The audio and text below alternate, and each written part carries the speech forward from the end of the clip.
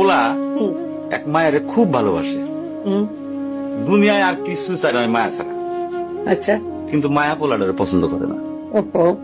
অনেক চেষ্টার পর মায়া সে পোলাডারে কইল যে ঠিক আছে, হ্যাঁ। আমি তোমারে ভালোবাসতে পারি, হ্যাঁ। আমার একটা জিনিস এনে দিতে হবে। কি রে?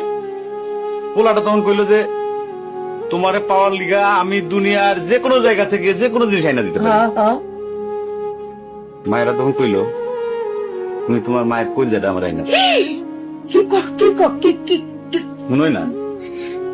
কি গল্প শোনালি দিদু? পোলা তখন দৌড়াইতে দৌড়াইতে তার মায়ের কাছে গেল, হ্যাঁ মারে যায় কইল হ্যাঁ মা আমি একটা মায়ের ভালোবাসছি, আমি তারে ছাড়া বাঁচুন না। হ্যাঁ। কিন্তু ওই মায়া আমার একটা জিনিস নিয়ে যাইতে কইছে, সেটা হলো তোমার কলিজা। তুমি যদি তোমার কলিজাটা আমারে দাও, ওই মায়াটা কলিজাটা পাইলে আমার ভালোবাসবে। মা তখন কইল তুই আমার একমাত্র বুকের ধন, তোর সুখের জন্য আমি সবকিছু করতে পারবো।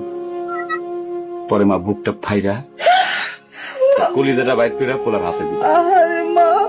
পোলাটা কলিজাটা হাতে পাইয়া যে কি খুশি, মা দৌড়াইতেছে দৌড়াইতেছে দৌড়াইতেছে, দৌড়াইতে দৌড়াইতে হঠাৎ রাস্তার মধ্যে উষ্টা খাইয়া পড়ে গেছে।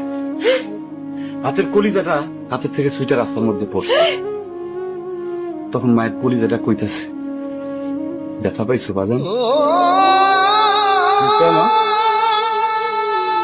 কিন্তু মায়া যদি এইরকম কয়, সেই মায়ের আমি, আমার মনে হয় জগতের সব মায়ে একরকম। মা আমি পারো না, মা আমি তোমার ছাড়া আমি থাকতে পারবো না মা।